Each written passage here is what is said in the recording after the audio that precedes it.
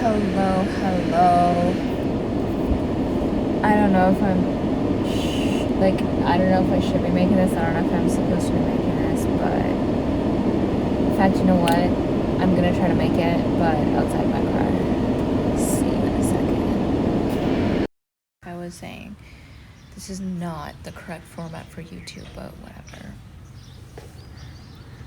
I don't have my, that's too bright. I don't have my deck on me right now, but I thought I would do something like slightly different today. Ooh, 3, 2, 1 on the timer. Maybe that's something you've been seeing, or a number that you resonate with. So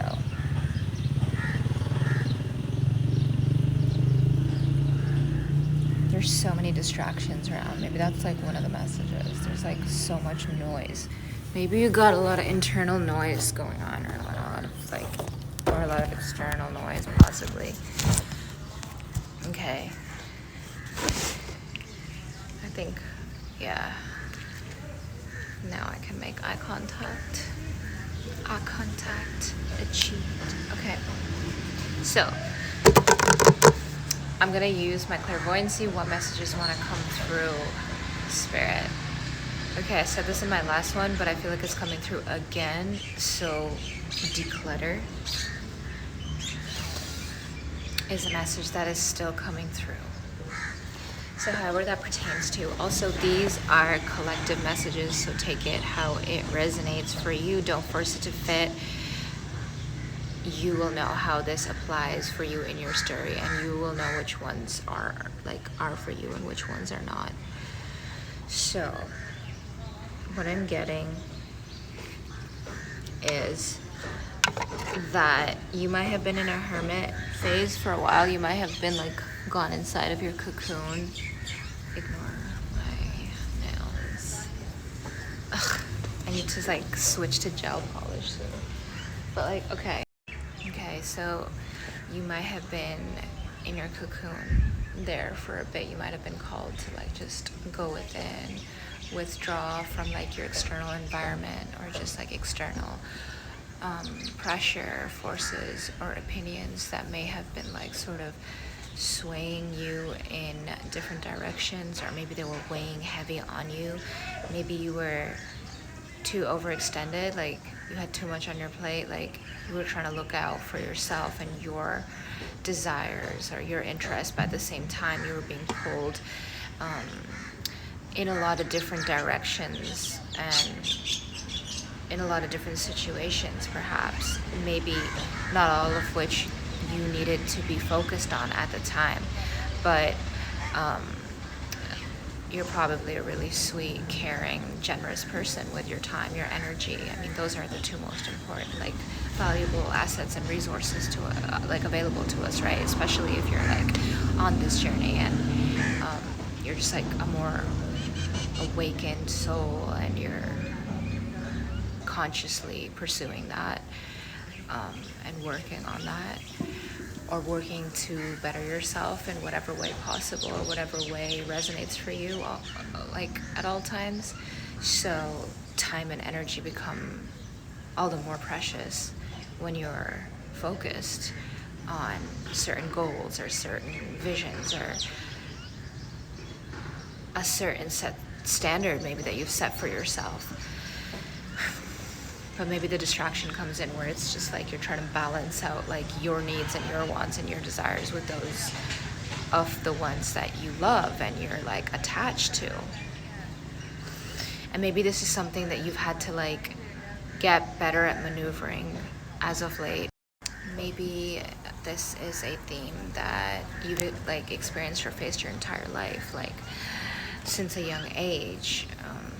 Because if you're a light worker, you were born with that light. If you're a healer, if you're on the shamanic journey, if you're gifted, okay, and you have these abilities or whatever, then you have this light, and on a level, everybody can pick up on that, right? So there's like these expectations and a lot of times projections, or just whatever you call it, right, from a really young age. So you may have felt that pressure, and that might be one of your soul lessons in this lifetime, to pull back some of your own energy and be more in balance within yourself, and then as within, so without. So like within your relationships, you don't have to abandon either one, is a big message coming through. Like, you don't have to abandon yourself to have people in your life, not at all.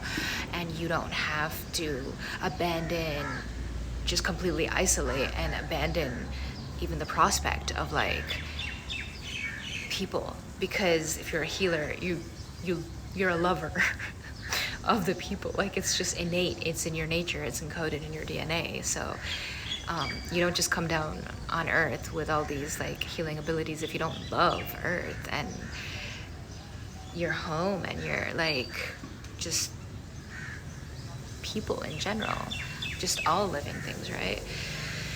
You probably actually, is the opposite. You feel like a very deep connection to all things.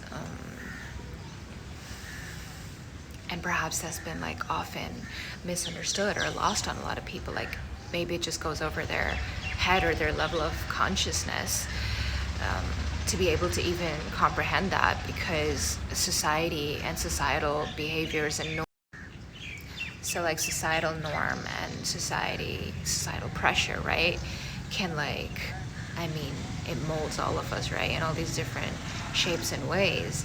And maybe that's been a major theme in your journey, is just like finding your way back to your innate, most authentic self. Like, maybe you forgot who you truly were. Maybe you spent a long time lost. Maybe you're still a bit lost and you're just trying to find your way back home to yourself. Because how can you know what life you want, or what desires you want, or what partner?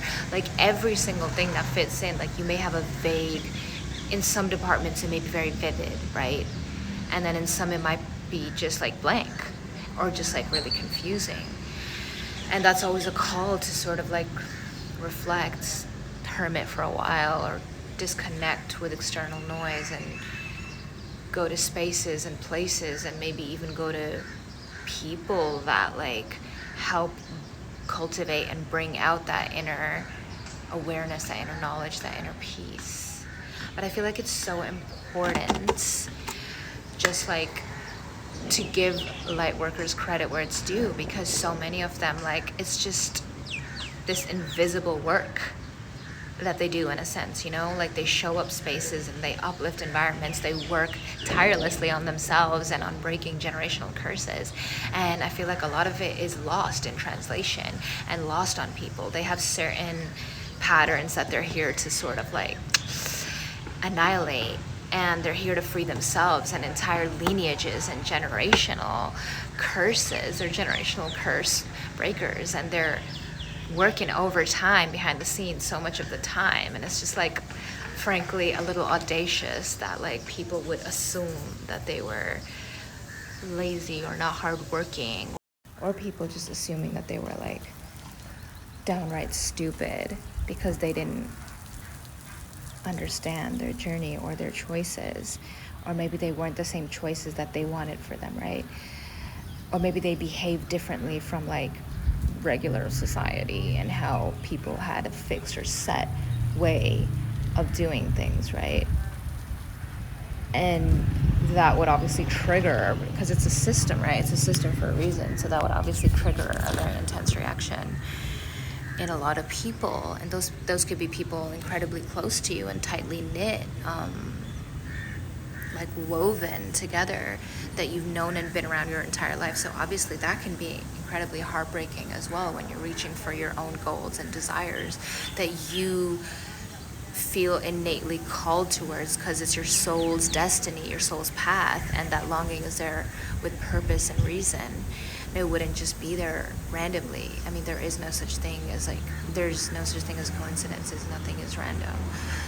So perhaps it's been like a crazy journey, like in a sense that like you've had a lot of opposition your entire life that you've had to like overcome. And that in and of itself could explain if you have chronic fatigue, or you're tired, or like you're feeling any sort of way, or maybe you get drained really easily in certain environments. it's not that you're just getting drained randomly. It's not random at all. It's because those environments are a lot more dense with a lot more unhealed baggage, trauma, and darkness. And you, as the alchemist, you're alchemizing all of this whilst also alchemizing yourself and what's within. That's heavy work, okay? Like, so another message that's coming through is hang in there, spiritual warrior, spiritual queen, spiritual king, and everything in between. Hang in there. I'm literally dodging water being like sprinkled at me because the sprinklers just like suddenly went on. So like maybe there's like a lot of distractions, okay, that sort of try to take away your attention from what you truly do feel called to do, or you feel like you should be doing at whatever given period. Maybe that's been a theme that's been like recurring in your life nonstop, but like coming up again recently. Maybe this is like the final purge where you're like, you know, done with that energy. Been there, done that, goodbye. Maybe Hercules is significant. Because when I said been there, done that, it just reminded me of Meg's song. So yeah, maybe in your romance story, in your love life or something, maybe that plays a role, okay? And as I remember, Hades was involved and just trying to do some dumb bullshit and get in the way of two destined lovers, but he could not. Their love was too strong and powerful. I was trying to just imagine like the DNA thing where it's all like corded, it's woven in the cosmos. It's just like meant to be. It's destiny. So, yeah, it can't exactly be fucking around with that and just getting away with it. I don't even remember the ending of the movie, but I'm pretty sure like he ends up in the dungeon he was trying to put them in or something. I don't know, it's all a bit hazy. It's been a minute. I kept wanting to watch the movie, but I was just like, oh no, I want to watch it with like the love of my life. And oh no, ha, I dodged it this time. Third time's the charm. Fourth time, I'm not sure, but my bag is really taking,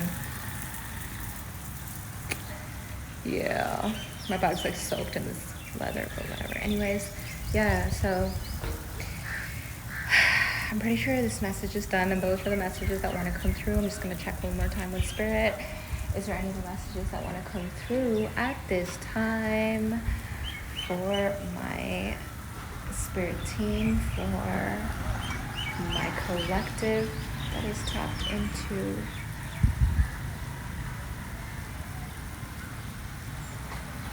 Spirit's asking you to slow down and just take time to take in the little things in life, the little luxuries that we have, like just taking a deep, very deep, gradual breath of fresh air, all the way in and all the way out. Grounding yourself, looking at the vibrancy that this beautiful fireball has to offer us, right? And how colorful and luxurious everything is right around us, okay? Because it's not just wealth in the sense of money that's everything, although some may feel that way. But you know better. You're built different. You understand that the true value, the true riches in life, the true intricacies, I want to say, I don't even know what that means, man, but I believe it if it wants to come through. I trust it. Is love, is appreciation. It's just the highest form, the highest vibration is love. Love is like a powerhouse. Just love for everything, but also romantic love. Also like romantic love, just what a higher vibration. Okay. Yeah, but also romantic love and just love in general, like feel that vibration of love is one of the highest vibrations to be in.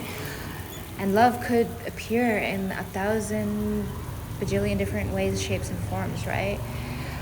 but it's literally like there's opposing frequencies, and you know how you feel when you're in each one, and you know what feels good, and what feels good feels aligned, because, and that's why it feels right, because it's right for you to be in the vortex.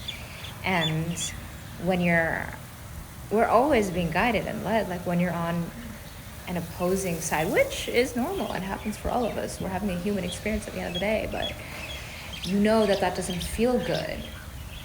So I guess it's all about like rewiring and training ourselves to like live within that space of a higher frequency, and then help to sort of ground that into whatever location we're in, whatever dimension we're in. Just grounding that beautiful awareness and anchoring it into the location, into Mother Earth, and knowing that all is well. At the end of the day, ultimately all is well. Fears will emerge and surface, but that's just false evidence appearing real. That's just something I came across, and I really liked it. I liked that example because if you can really ingrain that in your brain, which is obviously easier said than done, words are always effortless. Always so much easier said than done. I mean, like, words are effortless, and it's always so much easier to just like say them. And when it comes to like action, that's where a lot of us can get caught in loops of like fear, procrastination, which comes from fear of like failing or whatever. So they don't even start. It's like weird self-sabotage, the self-protection and preservation, which your mind tricks you into believing that's what it's doing, because underneath it all, it's like a fear of like failing, not being good enough, whatever insecurities are coming up to the surface, and that's where the purge comes in, which is why you shouldn't let any external pressure or like any external pressure towards your pace get to you, because I feel like you intuitively know what pace you're on and what pace you should. Slow and steady wins the race, okay? And if you know that it isn't the right time for something, or you know in your mind's eye when the right time for something is, and you're intuitive like that, stay tapped in. Okay, y'all, love you. Love you, Spirit family. Love you, Spirit team.